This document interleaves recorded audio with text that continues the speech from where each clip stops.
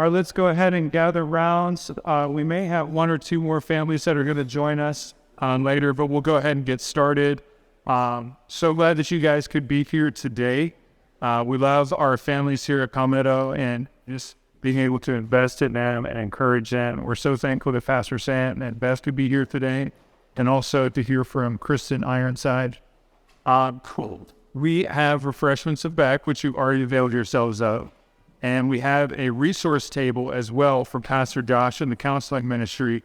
There's enough resources there that every couple can pick one item to take home with them today. So as we have breaks, you're welcome to go back there and check that out. Just a scheduling outlook, we're going to have several sessions today. Pastor Sam will lead off with teaching, and then Kristen's going to take the second section. She's going to share their story, and then Pastor Sam will have another teaching time. We'll reserve the very end of the day for Q&A interaction. And so the plan will be to break at the top of the hour, so 10 o'clock, 11 o'clock, 12 o'clock. And in those break times, you can get refreshments, look at the resources, use the restrooms, check on your kids if you need to. But also we have great children workers, not children workers, but childcare workers. So please be sure to thank them so that you guys had the opportunity to be here today. Before we get started, I'm going to ask John, do you mind opening us up in a word of prayer? And then Pastor Sam, the floor is yours. God, I thank the faith and be a blessing to Lord, but to its chance to meet together. Lord, we look forward to hearing from me, God, and alone several to teach the heart that's touched by this, Lord, and others will be its simple future of life. Is the thought, and all of us come in contact with somebody. Lord, no, just be with us today, God, celebrate the for everything that you're doing.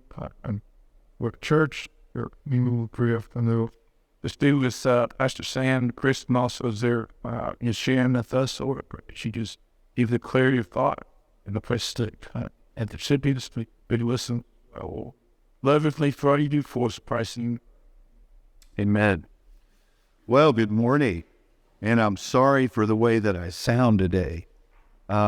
This started about 4 or 5 days ago, and woke up on Monday morning and had a little sort of scratch in my throat, and I thought, and by Wednesday, it just was evident that seasonal allergies, the change in the weather, is just running all out for the last 4 months. My vocal cords were staging their own protest.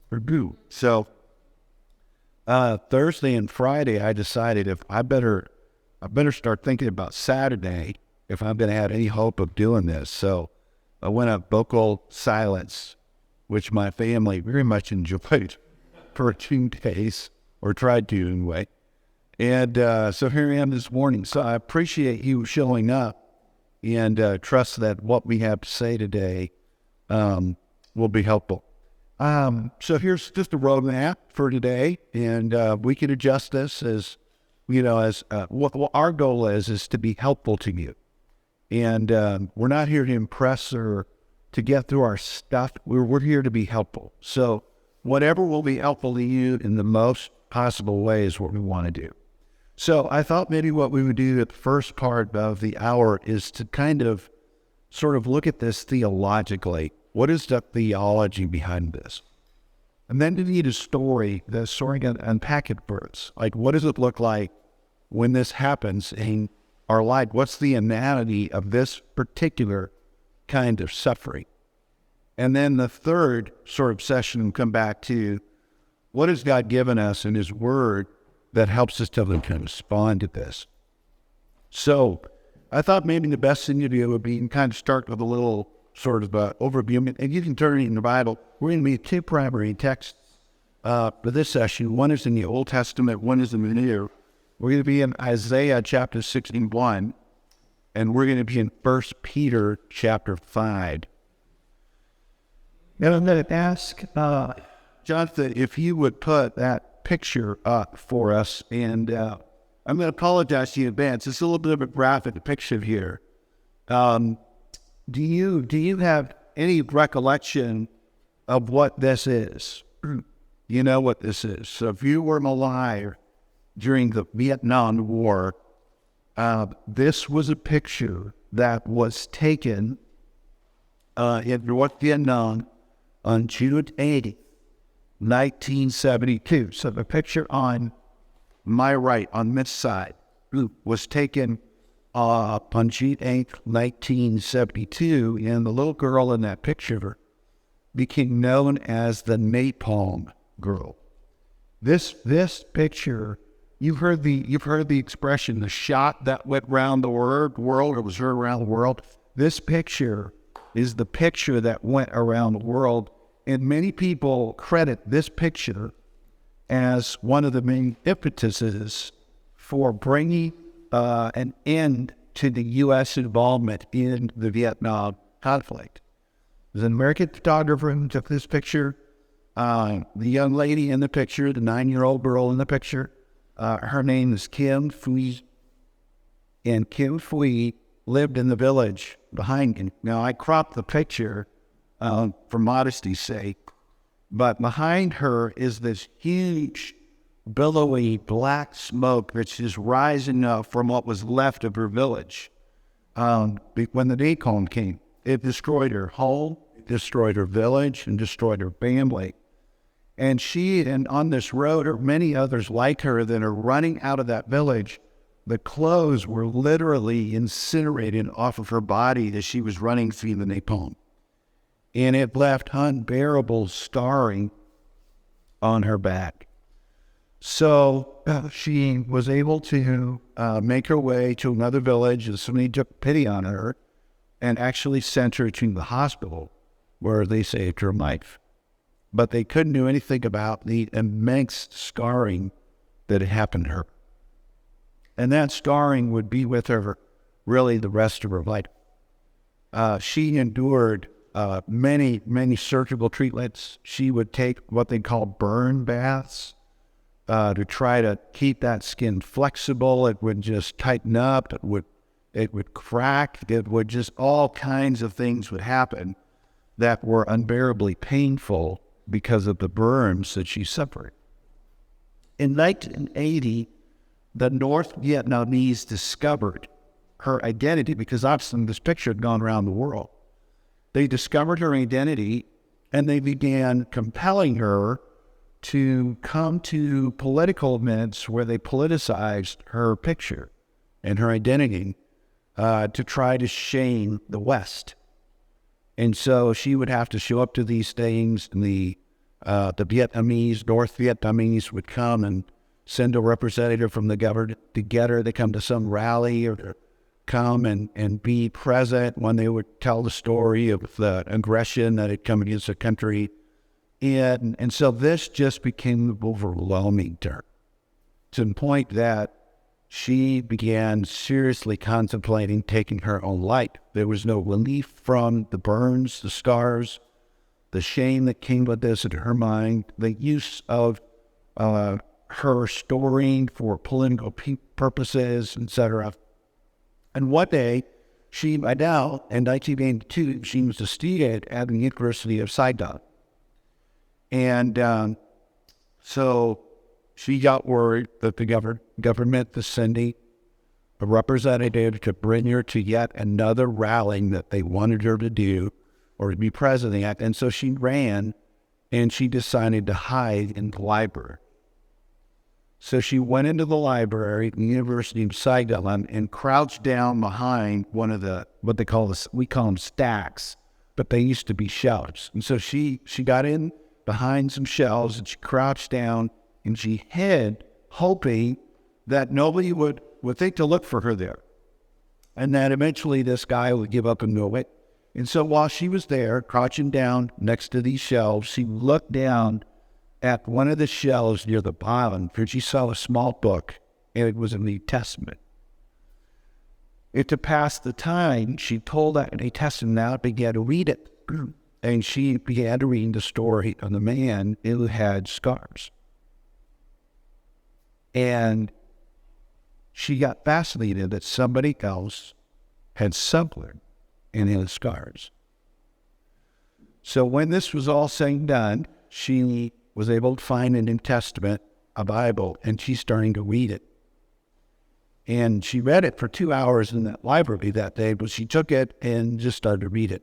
And God began to get over her heart as she began to read the reason behind the scars. So on Christmas Eve in 1982 of that year, she decided to go. Her parents had been part of a sort of the religion of North Vietnam, and she had prayed to their gods regularly to be relieved from her pain, and nothing would ever happen. So she decided to go to this Christian church, and she heard the gospel, and she became a Christian.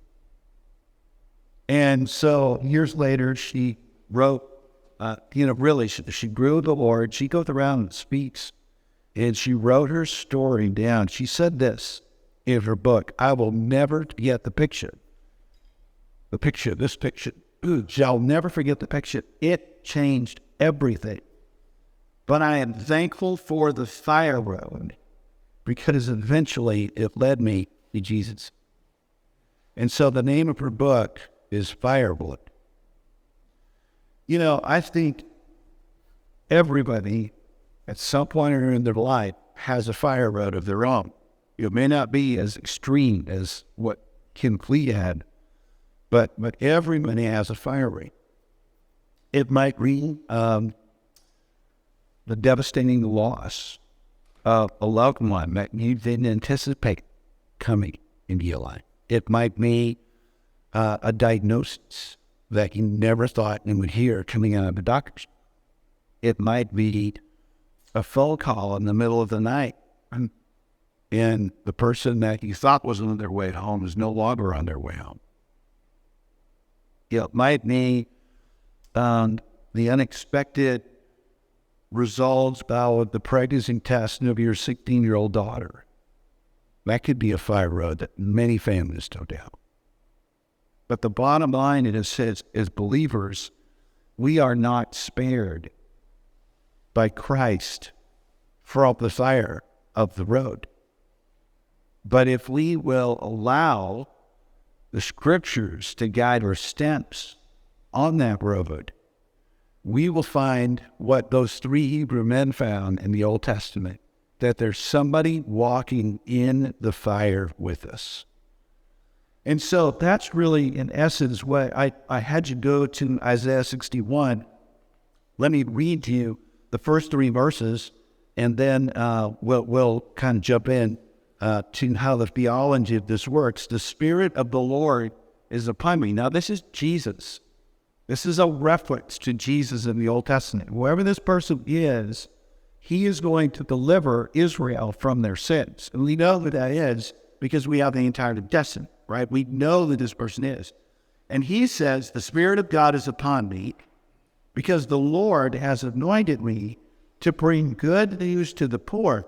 He has sent me to bind up the brokenhearted, to proclaim liberty to the captives, and the opening of the prison to those who are bound.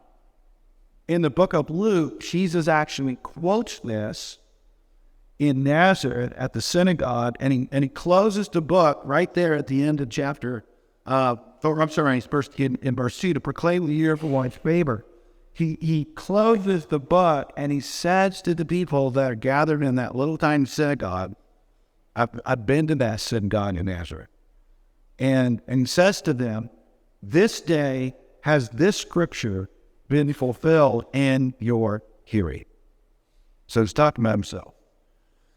What comes again, the rest of chapter 61 verse 2 is going to happen, and the day of vengeance of our God, to comfort all who mourn, and to grant to those who mourn in Zion, to give them a beautiful headdress instead of ashes. In other words, to give them beauty for ashes. The oil of gladness instead of mourning. The garment of praise instead of a faint spirit. That they may be called oaks of righteousness, the planting of the Lord, that he may be glorified. And I don't know of anybody, including you in this room, who hasn't suffered in some way or another, even at this stage in some of your lives where you're very, very early in your marriages. For Beth and I, suffering seems like the Lord just introduces from time to time a season of it in our life that we didn't anticipate. Suffering is a very present and repeated reality in our lives. It's not a once and done deal. We suffer bodily infirmity, and we suffer that fairly regularly in our life. Sometimes it's as minor as what I have, but sometimes it's as major as what Beth went through. A 5-year season of very intense suffering that came about with the constellation of events that were produced by a cancer, the group of cancer cells that just began growing silently in her body. And all of a sudden, we woke up one day and our whole world was different. And that happens to God's people, just like it happens to everybody else. I remember very early on in our life, we were so excited. We got married, and Beth finished her last 2 classes of undergrad. I had finished my bachelor's degree, and my mom had been consistently reminding us that part of the initial creation mandate was to fill up the earth with offspring. And my mom didn't feel like the earth was full enough yet. And she wanted us to do our part. And she was relentless. Relentless. She would send out cards. Every Christmas was a little hint for baby. There's a little blanket, just in case, and you're sitting there going, And initially it was funny. You're laughing. And then, after a while, it's like, you know what? We've been trying, and it's not working. And so this went on for 10 years. We were unable to have children for 10 years. It's like, okay, so that's it. That was your story. 10 years is an eternity when you want to have kids. It's an eternity. And it's compounded by the thinking that, okay, Lord, what did we do wrong? Did we do something wrong? Did we do something to displease you? Because you said no good thing which you withhold from them. And so all of a sudden you're starting to read certain scriptures, and the scriptures are rising up as though they were condemning thee. No good thing which you withhold from them who love your word. Do we not love you enough? Or is there a deficiency in us? So, and then you have all the wonderful people of God that have these amazing suggestions for you. Hey, you thought about this? What about that? You're sitting there and you just one thing, you'd be shocked. And how explicit some of this is. You're like, this is church. Number one, I can't believe you're saying it. And number two, this is God's house. Right. You're there. Oh my goodness. And all you know to hold on to at that point in time is, God, I know you know. And I know you know what I don't know. And I know that as you know what I don't know, I know that you can. Because you open barren wombs at your pleasure. And the whole reason that you close certain wombs in the Old Testament wasn't because of the sin of those women or those men. It was because of what you were doing in the bigger story. That's all we endure on. So suffering is a very present and repeated reality in our life. It's going to circle back around. Beth and I are not done suffering. I can assure you of that. We've had seasons of very fiery suffering, but it's not over for us, or it won't be over for you. It's a present danger to us. Anytime suffering comes into your life, it's a present reality, but it's also a very present danger. Because Satan can use that to his advantage in our life. And then it represents a great spiritual opportunity. So it's a reality. It's a real danger. And it's a tremendous opportunity for the gospel. So with that in mind, let me give you 5 things that I want to try and give you in about 12 minutes, right? So we're going to move pretty quickly here. First thing is this. You and I have to come to terms with the reality of suffering. And that's important because if we don't come to terms with reality, we're going to live sort of what I call in a make-believe world.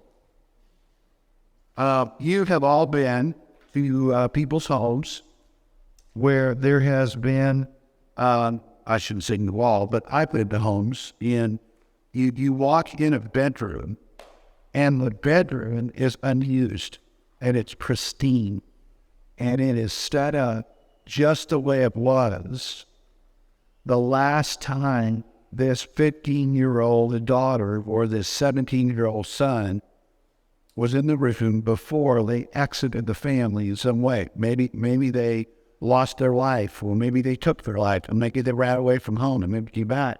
And here's a manway that preserved the room. And you know, if you'd ever talk about this is very, we're talking about it in a very careful context here, but oftentimes people do that because they don't want to acknowledge a reality that's happened. And no matter how pristine that room is, that person isn't going to sleep in that bed again. And so part of coming to grips with any suffering in our life is coming to terms with the reality of what happened and the reality that it hurts deeply. I think sometimes as Christians, we're afraid to hurt. We're afraid to let people know we hurt. We all hurt.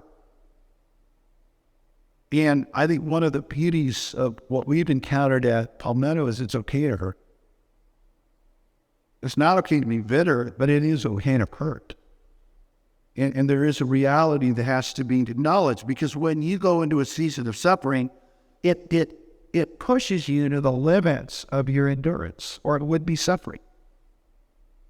You know, just the inconvenient. True suffering takes you right to the edge of what you can endure. You ask the question of this: how long can I hold on here? Or how much more of this can I take? Because it's like every time you get up, there's sorrow after sorrow after sorrow. And so it pushes us to the limits of our endurance, and it disorients us. Suffering disorients us. Because instinctively we know this isn't the way God wanted the world to work. And somehow I'm not saying you, but somehow we kind of get in our minds that once we are part of the new creation, everything's better for us.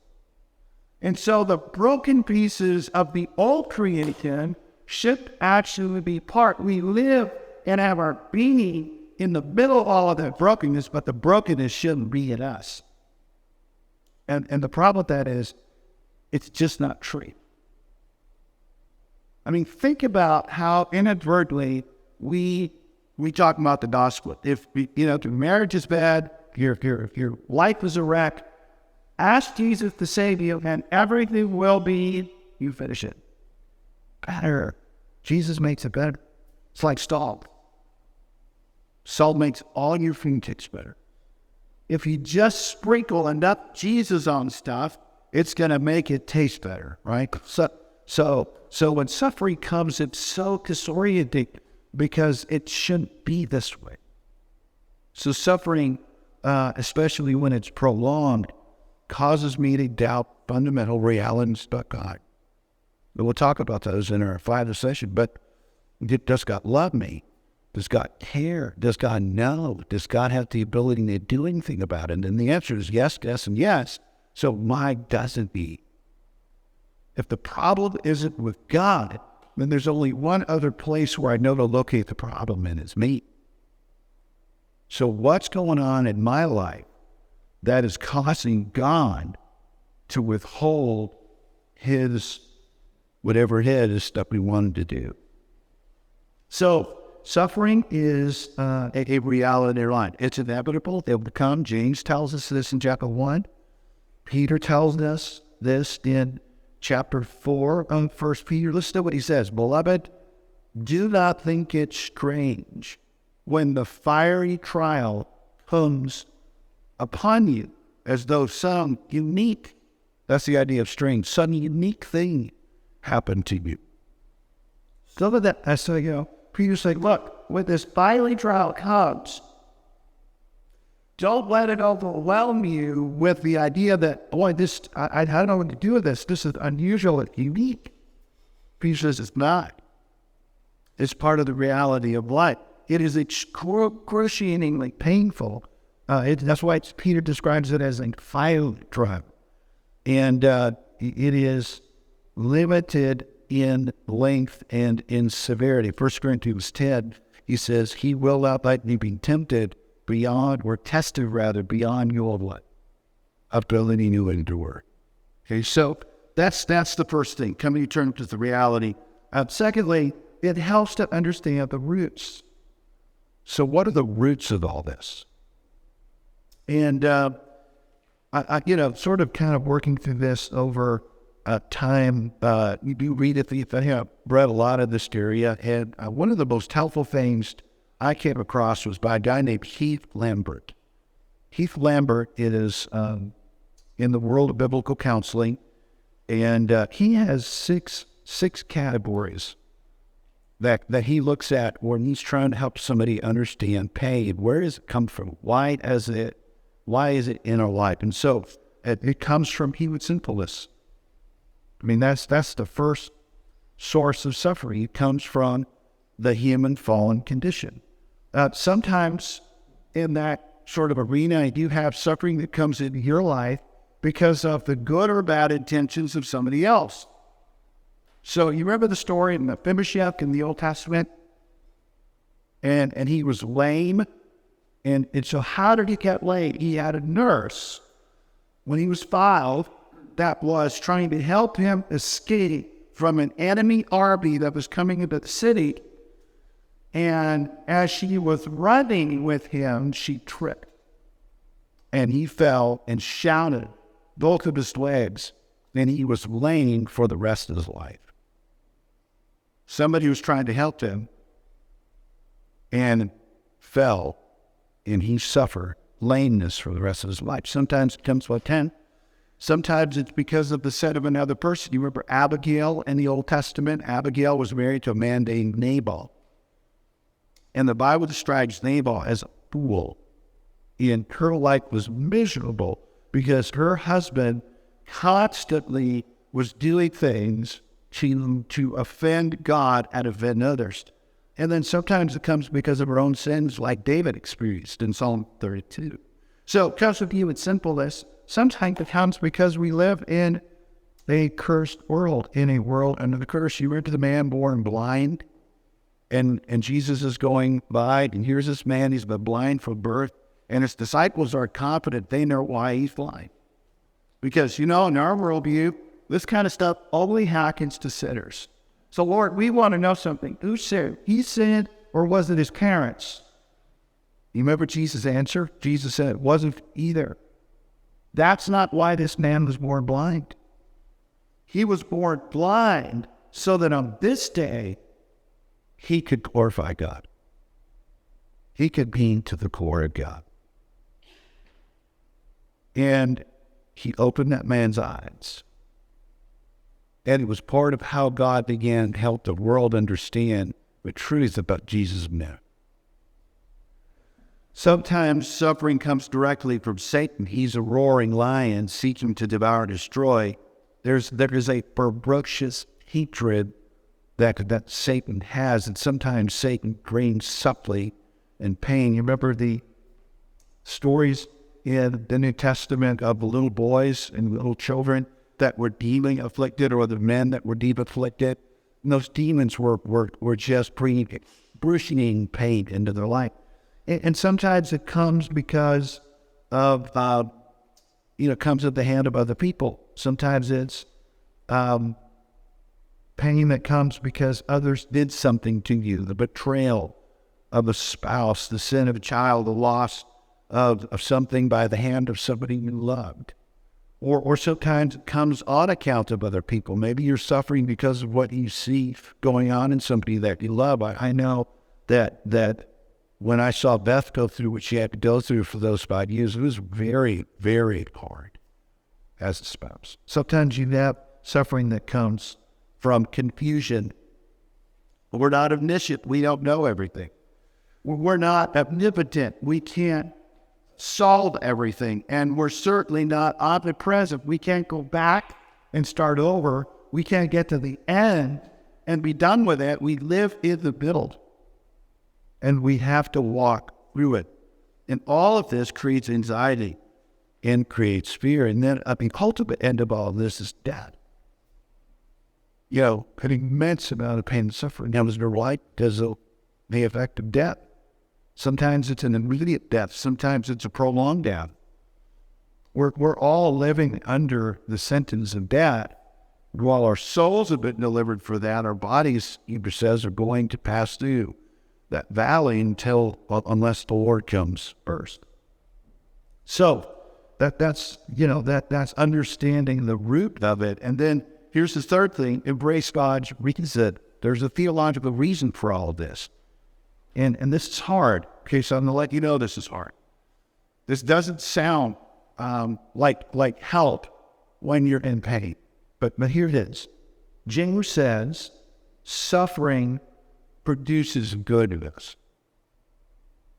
That's not me just whistling in the dark, trying to have him feel better. This is actually what God said. God said, suffering produces good in us. He said, my brethren, count it all joy when you fall into different temptations or trials, knowing that the testing of your faith produces endurance or patience. And when patience has her perfect work, you will be complete. Mature is the idea there. Suffering well is good for others. 2 Corinthians chapter 1 says, blessed be God, even the Father of our Lord Jesus Christ, and the God of all comfort, who comforts us in our tribulation so that we can comfort others with the comfort that we have received from God.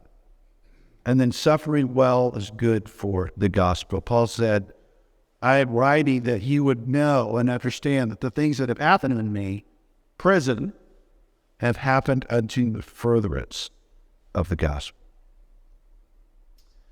So how do I respond? We're going to come back to that, but let me just play that card early, real quick. We respond internally. There's an internal response. There's an outward manifestation that comes from that internal response, and there's an ongoing reliance, right? So the internal response is this: I trust God. It's not I stopped hurting. That's not the internal response. It's not I stopped breathing. It's I trust God. I keep entrusting in 1 Peter chapter 4, verse 19. Let those who suffer according to God's will entrust their souls to a faithful Creator. I keep trusting God. And the outward manifestation is I keep doing good. I keep doing the good thing. I keep following God. I keep following His Word. I keep doing the good thing. So what's going to help me do that? Because I can't feel that well. And what's going to help me to do this is the faithfulness of God. That's why I'm going to look at the armor. And for years I thought of that armor as stuff like a kite where that had grow like that. I need the sword today. Where's that sword? I need the breastplate today. And you don't realize actually that armor is person. It's Jesus. And I run and I hide in Jesus. I search for strength that comes from Him. And so that brings me to the final thing, and we'll be done here. I need to look confidently to God who will resolve my pain and suffering. And God has made promises to us about this, but let me give you to cut to the chase here, the symbol of all of this pain and suffering began in Genesis 3, right? We would stop to think about it. Here's Adam, here's Eve, perfect place, perfect garden, perfect freedom, perfect fellowship, perfect opportunity. I mean, they had one stipulation. An entire world of bounty had one stipulation. There's one tree right over there. Don't eat that. Don't eat the fruit of that tree. Everything else, go for it. And Satan came in, and you know the story, right? You know exactly what happened. And God said to Adam, I'm going to feed you with the food that I'm going to give you. I'm going to give you the bread. It's all of this. That bread they'll eat. And they ate. Centuries later, there was the second son called Israel. And they were in the wilderness, and God was telling them, I'm going to give you bread to eat. And they kept wanting something different. They wanted quail. They wanted wheat. And so as they were in this wilderness, just like the first Adam, the first son failed, they sinned. And the symbol of all of this is brokenness. It's so you want the symbol of all of it in Genesis 3, and the end of it is thorns, right? The earth, instead of producing bounty, it began to produce thorns. So you have the first son, you have now the Israel, the second son, and finally in the wilderness, Matthew chapter 4, there's the third son. He's called the second Adam. And if you look at the order of those temptations that Luke presents, they match exactly what Eve experienced in the garden, what Adam and Eve experienced in the garden. He's in the wilderness, and the temptation is to eat. It's the scenes. It's all of it. And he resists that. And by the end of all of the gospel accounts, you see this second Adam wearing on his head the symbol of all of this brokenness. What does he have in his head? It is a crown of thorns. And when he rose from the grave on the third day, he broke that curse. And that's why all of what Peter is telling you here can happen, because you have someone who's suffered through suffering, and because of that, he destroyed death. He destroyed the root of all of it. And there's coming a day when you're going to stand in his presence, and he's going to wipe away all of it, every bit. And until then, he gives us grace when we have to walk the fight. So that's our first session. It's theological in nature. So we'll take a little break here. John,